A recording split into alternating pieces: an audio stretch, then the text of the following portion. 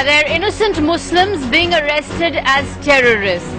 We have been repeatedly raising this issue on Face the Nation. We're doing so again tonight. The Maharashtra ATS, or the Anti-Terrorism Squad, and the CBI have been severely embarrassed by the National Investigation Agency charge sheet filed in the Malegaon bomb blast case of 2006. The NIA has filed a charge sheet against 4 individuals who had links with the RSS, even though the ATS had arrested 9 young Muslims who have spent 5 years in jail wrongfully. Is there institutional bias and prejudice in the police? We'll raise that with our panel after this report from Raksha Sethi.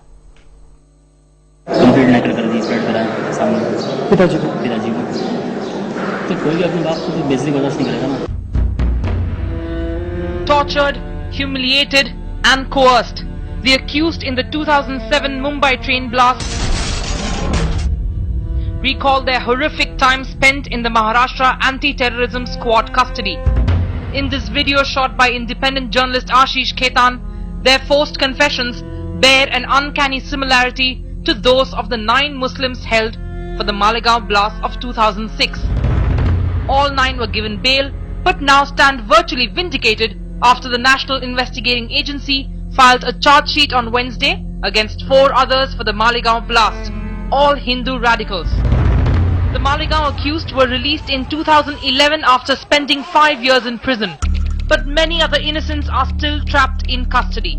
Detailed interrogation reports from various investigating agencies extracted by Khetan and presented before the Bombay High Court show just how the Maharashtra ATS allegedly manufactured bogus evidence to falsely implicate innocent Muslims, not just in Malegaon, but also in the Pune German bakery and 7-Eleven train blast cases.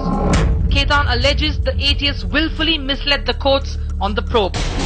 ये सारे documents दिखाता है कि Maharashtra ATS पिछले 7 सालों से case के हर case के बाद in case after case they have been doing bogus investigations and implicating innocent Muslims. For the Malegaon accused, the NIA's charge sheet is comfort too little, too late.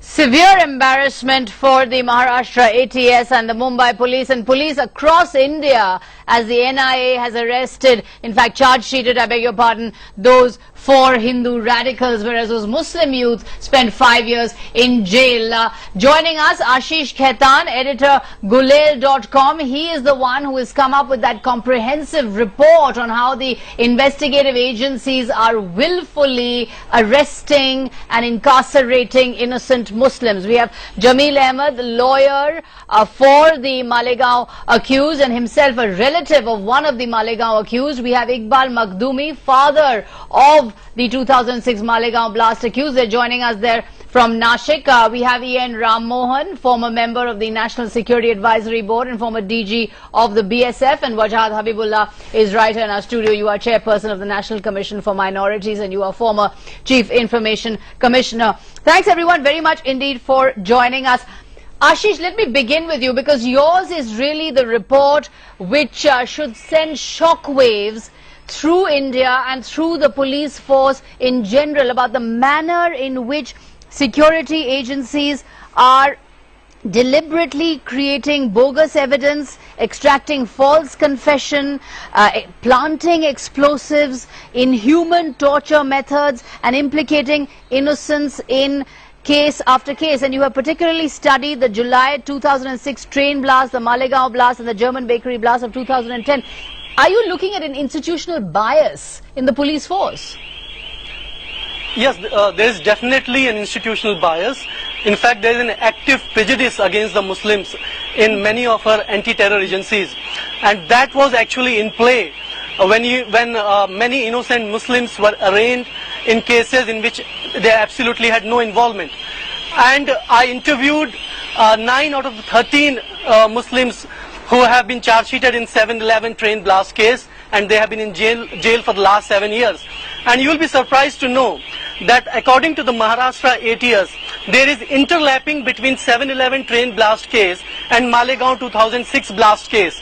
There are 2 common accused, the source of explosives is common, and there is actually a single running continuing conspiracy, if ATS is to be believed. But now we are told by the NIA that the explosives came from a bunch of radicals belonging to another denomination, the Hindutva radicals. The conspiracy was hatched, executed by a bunch of Hindutva radicals who are responsible not only for the Malegaon 2006 blast, but for a series of blasts which involves Samjhauta, Mecca Masjid, Ajmer Sharif and so on. Now what does this tell us about ATS, which not only arrested 9 Muslims in Malegaon 2006, 13 Muslims in 7/11 train blast case, but also has confessions, also has recoveries of explosives, and in Malegaon case they also have an approver.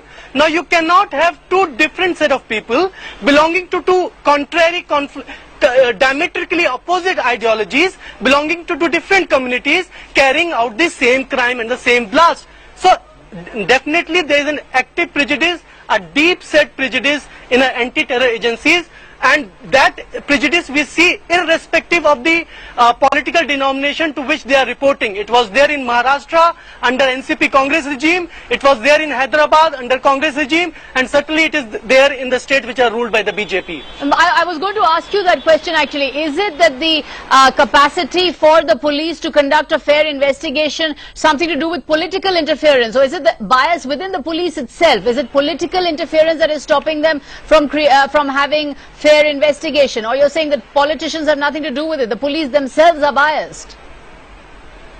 The police themselves are biased, the police themselves were looking shortcuts, the police were playing on this common sentiment, this perception that every time there was a blast, a Muslim was responsible for it, that every time there was a blast, there was an automatic assumption that some Muslim organization was behind that blast. So the police were looking for shortcuts.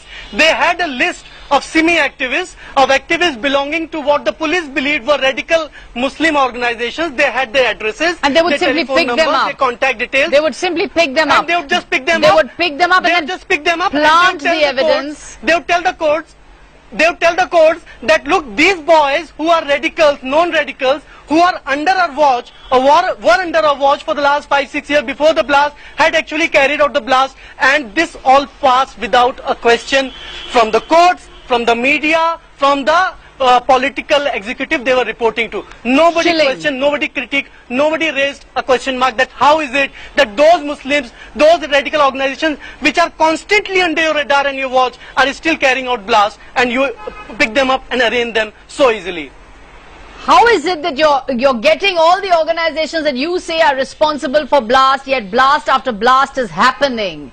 That's a very chilling question you're asking. Absolutely. Wajahat Habibullah, as chairperson of the National Commission for Minorities, you have been relentlessly raising this issue, particularly about the Malegaon accused, and you've been talking about how they need to be rehabilitated. The scale of Ashish Khaitan's report, the NIA charge sheet, do you believe this has to become a wake-up call for security agencies across India? Well, first of all, may I congratulate through your channel, young Ashish Khaitan, for his very painstaking and hard-working and exhaustive work in bringing out this report. This report was discussed also in a panel where I was present, where you had eminent lawyers like Gopal Subramaniam, Mr. Shashi Bhushan, Ramu Ramachandran, actually discussing it and actually arguing how this was a very cogent, well-argued case which she has presented. And it's based on police records themselves. The interviews which he's shown a bit of is only supportive of his case. The core of the case comes from the police's own records. So this is something that has now been established. It is certainly a wake-up call. But before you jump to the conclusion there is an institutional bias by the police alone, the thing would not have happened had there not been a general institutional bias. I mean, the courts, as we mentioned, no questions asked, the names were accepted. The media has not played a necessarily salutary role. In fact, we had occasion last time there was the Hyderabad blasts to write to the press council and to the other... There's a collusion between the media and the security agencies, well, see, because the media demands quick answers. We want a quick answer, and therefore this is very easy. You have got a few identified people who may be wanted for this case, so or any other case. The police tends to jump the gun, yes, and announce that this is Simi and this is Lashkar-e-Taiba.